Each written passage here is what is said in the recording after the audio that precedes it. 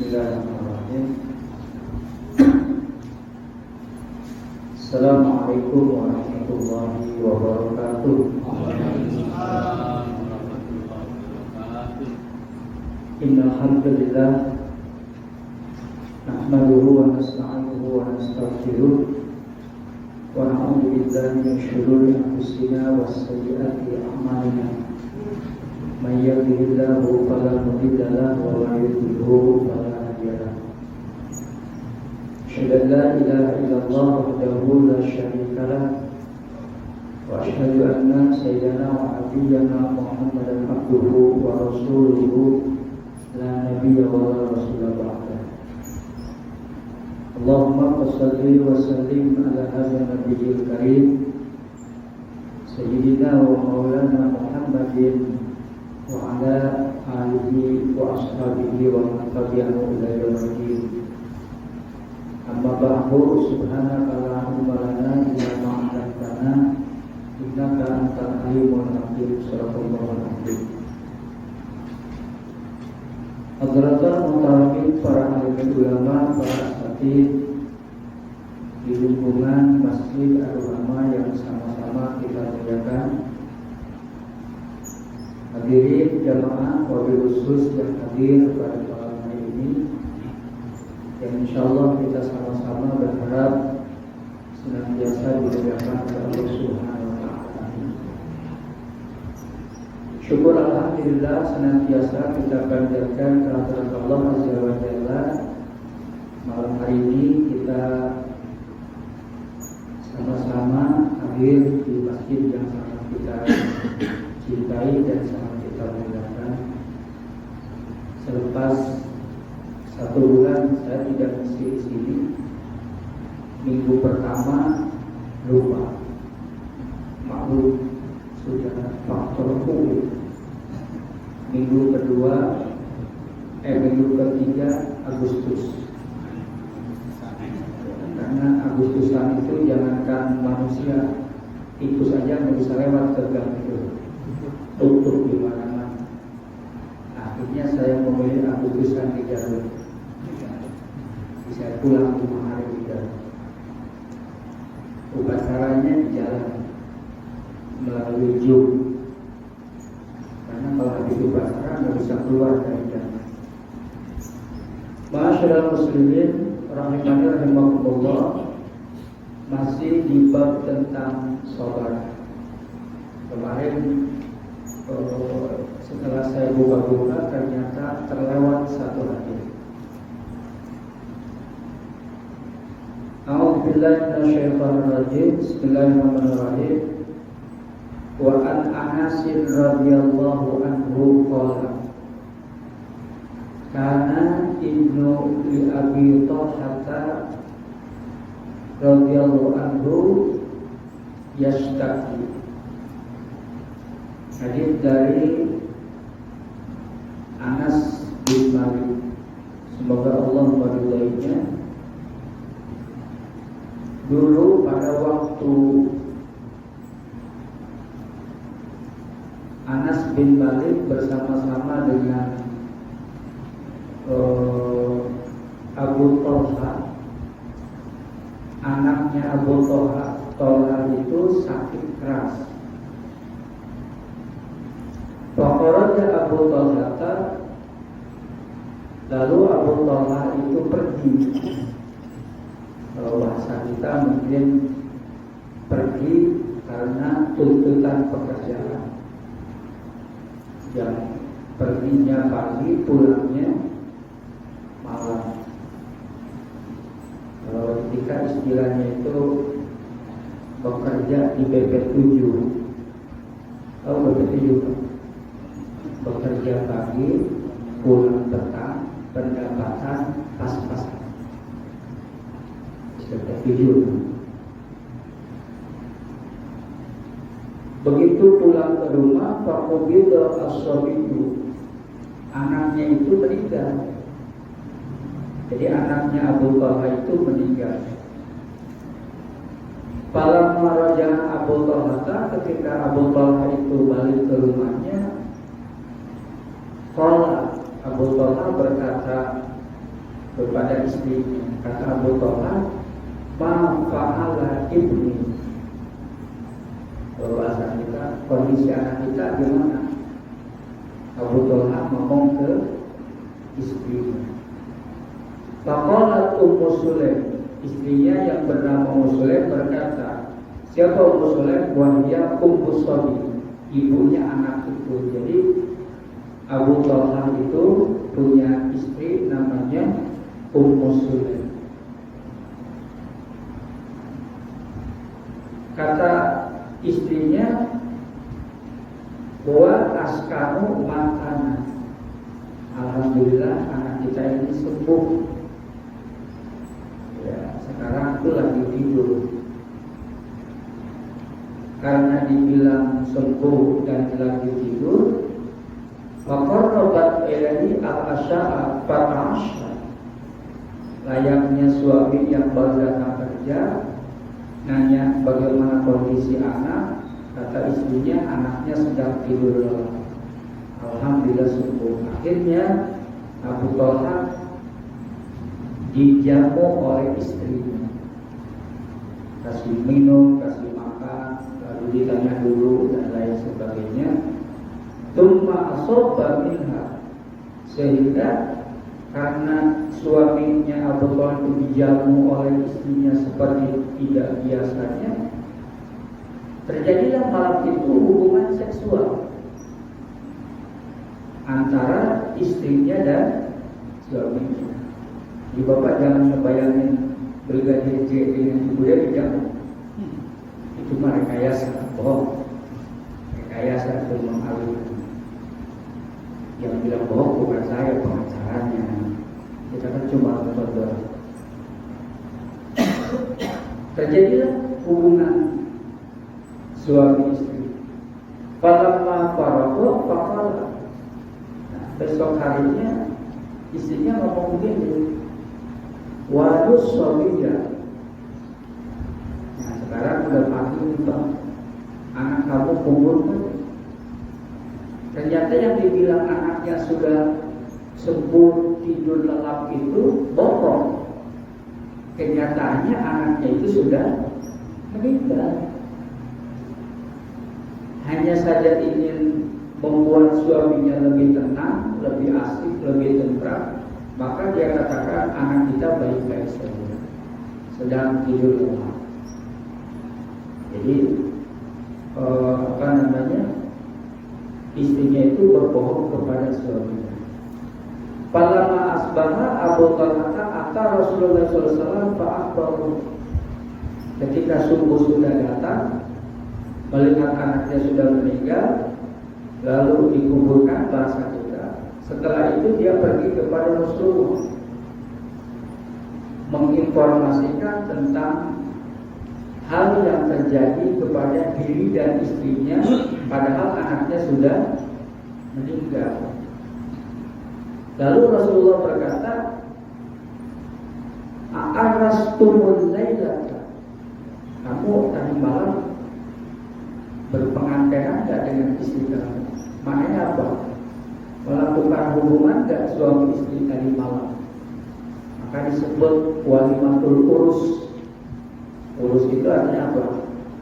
Pengantin. Kata Rasulullah, "A'arastumul lailata?" Tadi malam kamu melakukan hubungan tidak dengan istri kamu? Kata Abu Talha, "Qala na'am." Iya ya Rasul. Saking gembiranya karena dianggap istri saya bilang anak saya sudah sembuh, lalu saya makan, istri saya tidak biasanya dan cantik dan lain sebagainya. Ya akhirnya kami melakukan hubungan. Faqala Allahumma barik lahum. Kata Rasulullah, Allahumma barik lahum. Ya Allah, berkailah keduanya. Siapa keduanya? Abu Talha dan istri. Fawala dan ulama. Setelah Rasulullah mendoakan itu, selang mungkin berbulan-bulan, katakanlah 9 lahir dari hasil hubungan suami istri.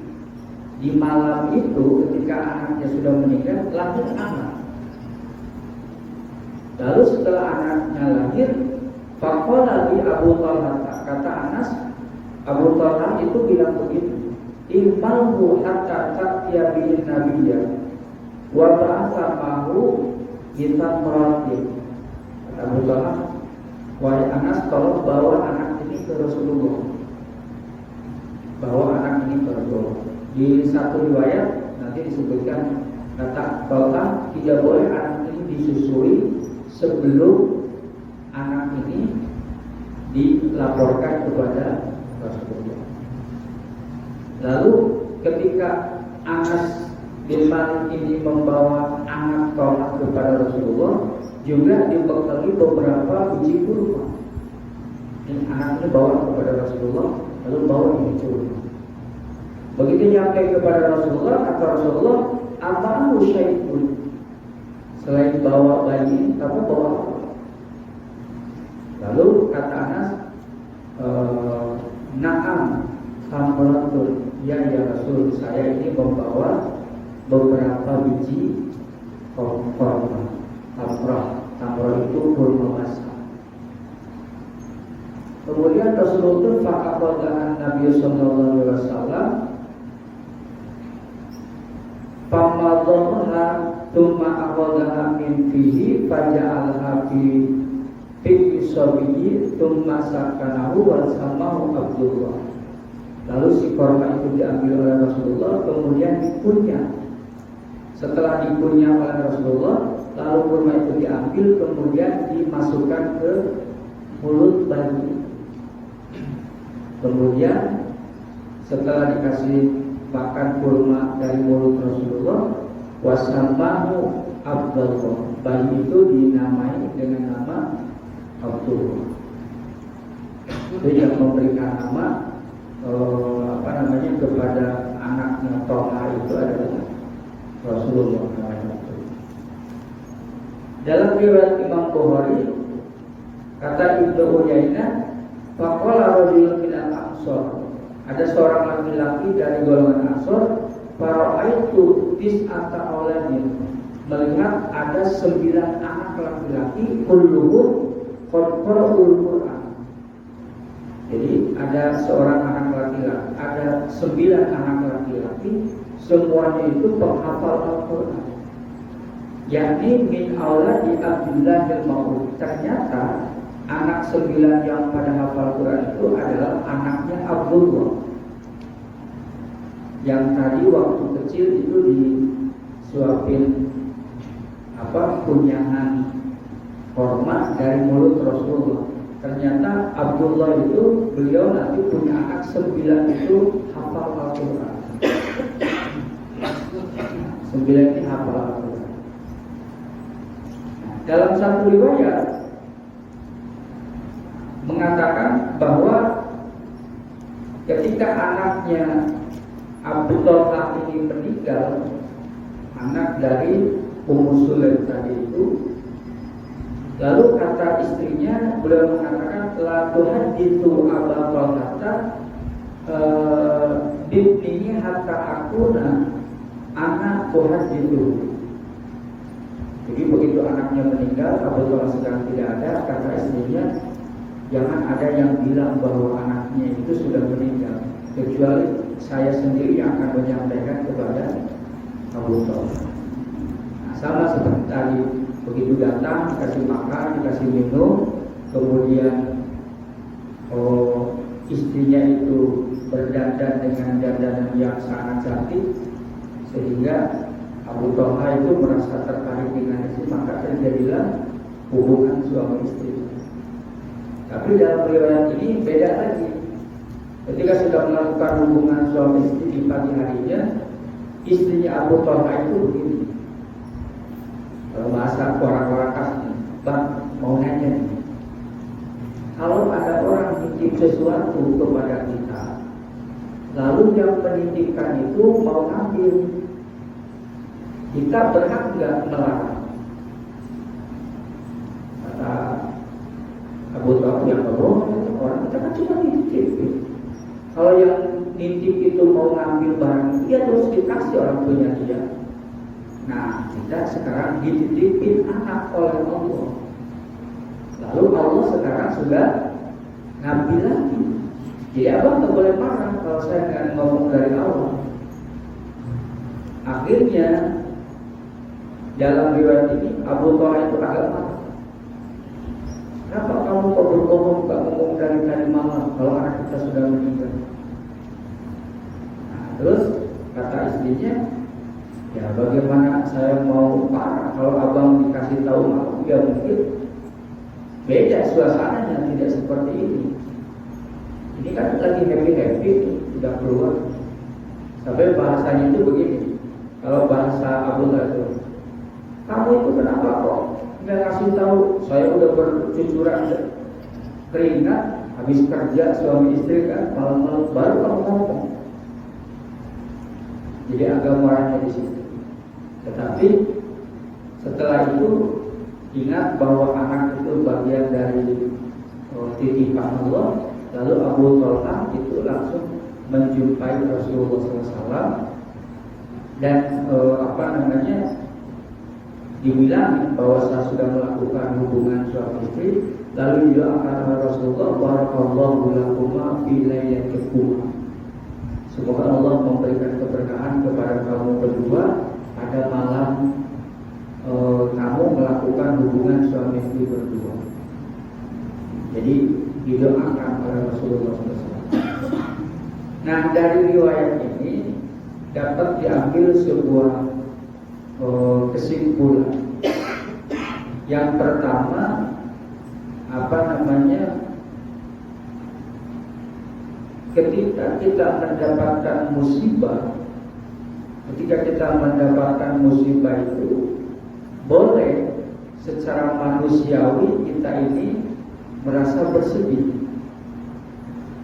Rasulullah itu ditinggal oleh istrinya bersedih, ditinggal oleh pamannya, kakeknya bersedih, ditinggal oleh putra laki-lakinya Sayyid Ibrahim, diantaranya Sayyid Abdullah, kemudian Sayyid Qasim, kan 3 anak laki-laki meninggal waktu kecil, bersedih.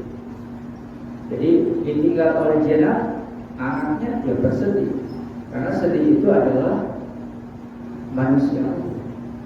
Ya, siapa sih yang tidak sedih ditinggal oleh orang-orang yang dicintai oleh kita. Walaupun kalau kita sadar bahwa meninggal itu kan bagian dari sunatullah, yang suatu saat kita juga pasti akan sama. Hanya beda waktu. Hari ini misalkan saya ke pasar, suami istri ke pasar, udah mama duluan nanti bapak nyusul. Istrinya udah nyampe ke pasar, suaminya masih di rumah, nanti nyusul bareng-bareng. Jadi sifat sedih itu itu menjadi salah satu bagian dari sunatullah. Kemudian dalam hadis ini juga dijelaskan bahwa dibolehkan seorang istri untuk bersolek karena untuk menyambut suami. Sebagaimana Ummu Sulaim tadi berpakaian bagus, berpenampilan bagus hanya untuk menyenangkan suami. Kalau kita kembali istri kita itu kalau berpakaian bagus itu mau kemana Pak? Undangan, kearisan. Tapi kalau istri kita tidur dengan kita, apalagi masih punya anak kecil, udah bau tidur lupa itu, saus, bau kecap, daster yang dari pagi itu nggak dipakai, nggak dicuci-cuci.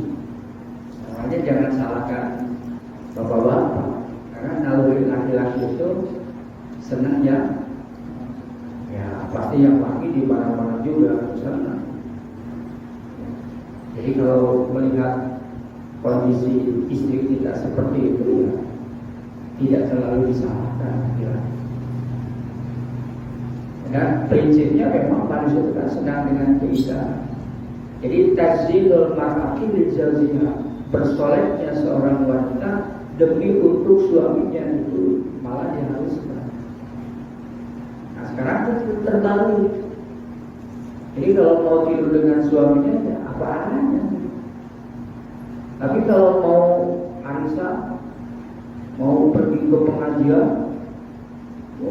masih lama bersoleknya ketimbang ngajinya, lama dandanya ketimbang ngajinya. Dan kalau ibu-ibu sudah ngaji, tolong berduit. Minimal 2 minggu sekali udah ganti baju, seragam. Yang jual ustadzannya. Akhirnya istri kita bingung, nggak dibeli ustadzah yang jual, nggak enak. Dibeli mahal, baju udah banyak,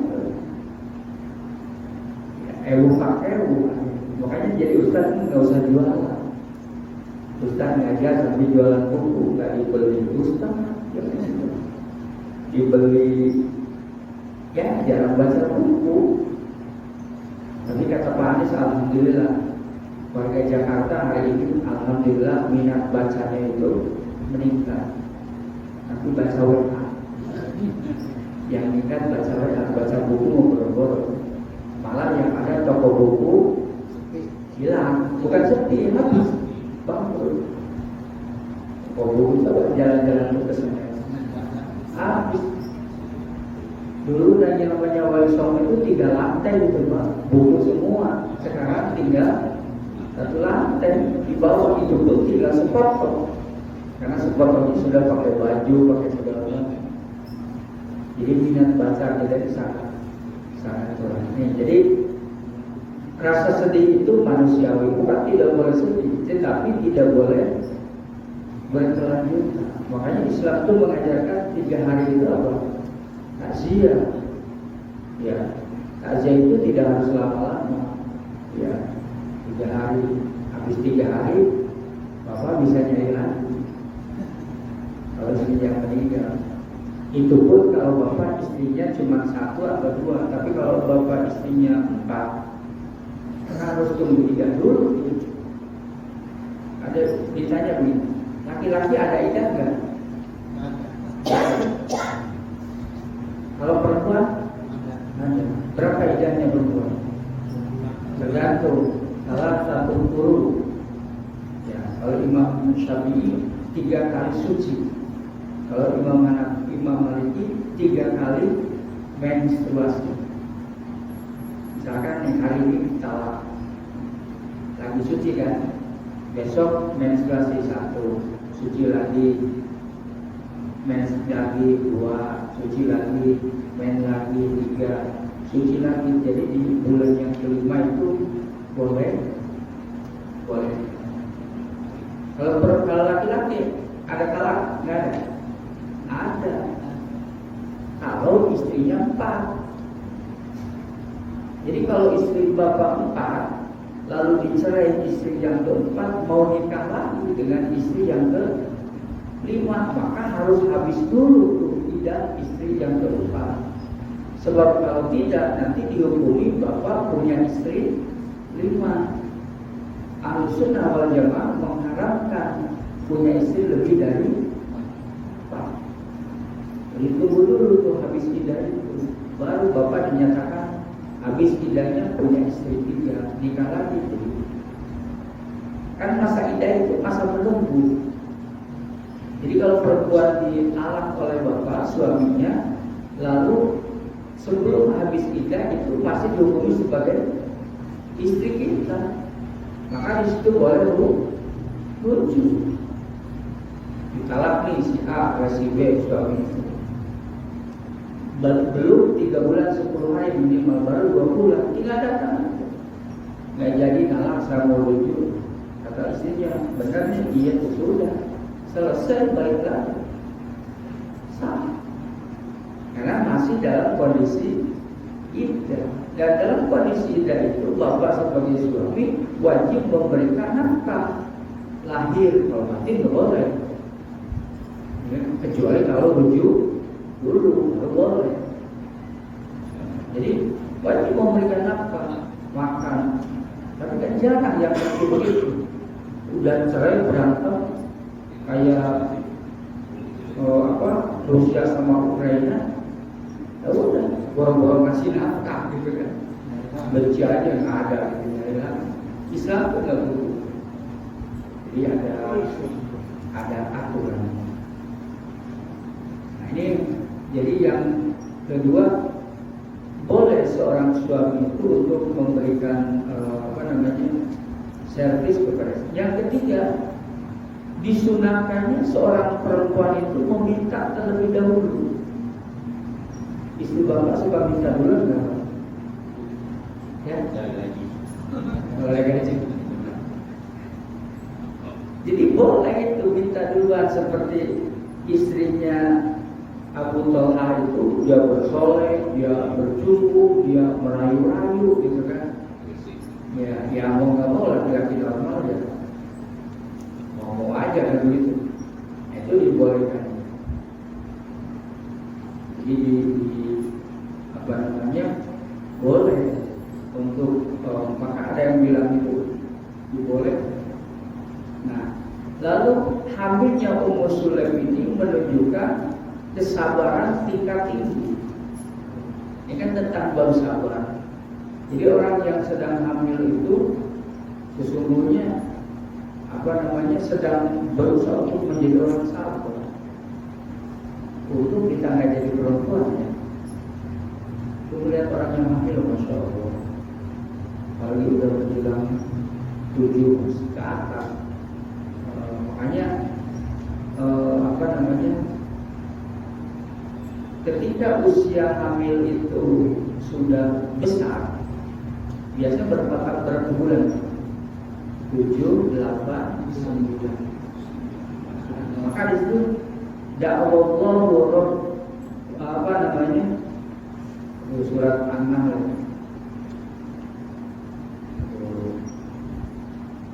Da'awallahu rabbahuma, maka kedua orang tua itu berdoa kepada Allah, meminta supaya menjadi anak yang soleh. Maka disiasati oleh ulama, ada istilah hajat 7 bulan itu.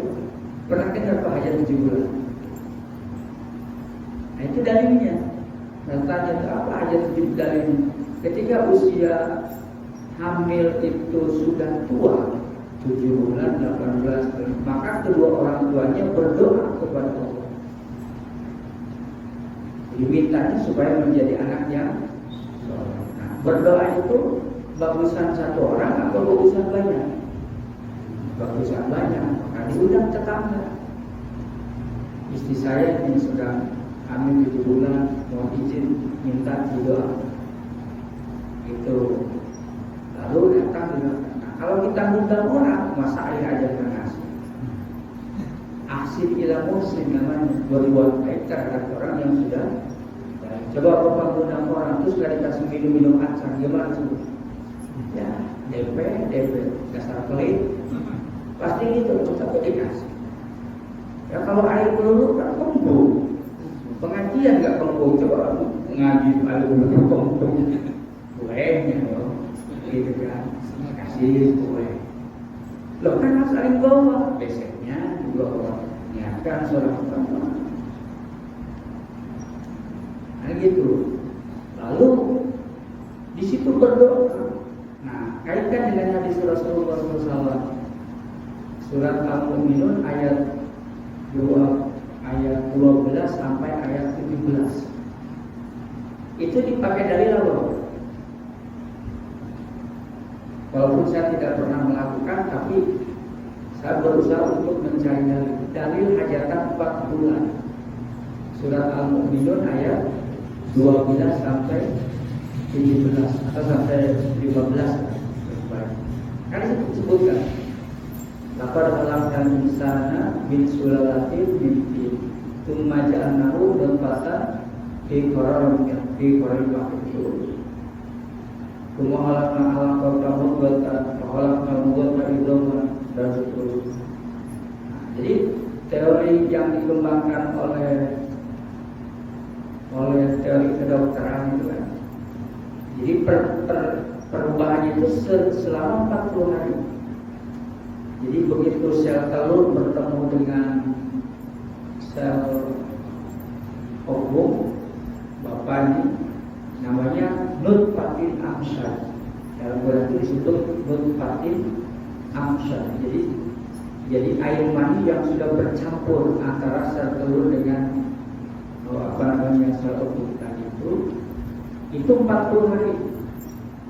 40 hari nanti berubah dari mani, 40 hari berubah menjadi darah.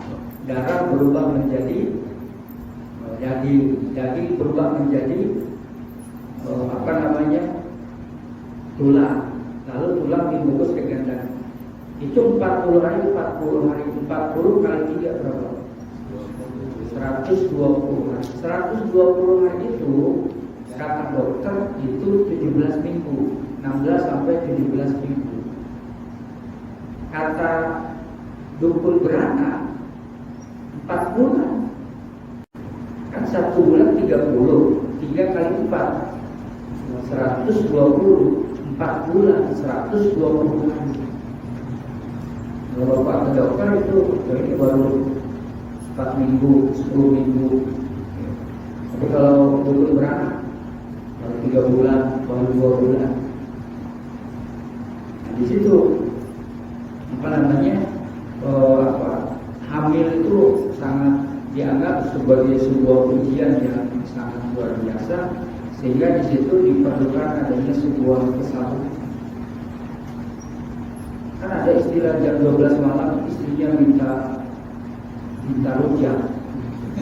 Kalau sekarang gampang, tinggal cocok COD. Tinggal tunggu 10 menit, mau rupiah udah datang. Sekarang ada COD gampang. Dulu harus kebun dulu. Dari mana udah gitu orangnya nggak ada. Ya Allah, mulai suaminya udah datang capek-capek, istri kita bukan yang ini, dan astagfirullah, setengah mati pengennya yang itu, dan itu udah orang kemana. Jadi melihat siang tadi, ada yang lewat bawahan nggak pengen, kita beli ke pasar, kita bukan yang ini, pengen yang tadi yang mana udah dibelinya. Apa itu kurang kesabaran? Suaminya juga harus sabar, kita juga harus sabar. Nah di situ diuji kesabaran. Itu salah satu dari natijah atau kesimpulan dari hadis tadi, bahwa bersabar ini adalah bagian dari sesuatu yang disayang oleh Allah.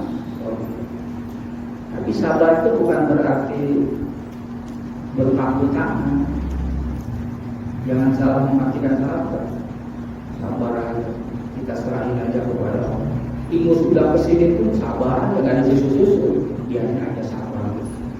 Serahin aja kepada Allah. Itu bukan sabar, goblok namanya. Sabar itu berusaha semaksimal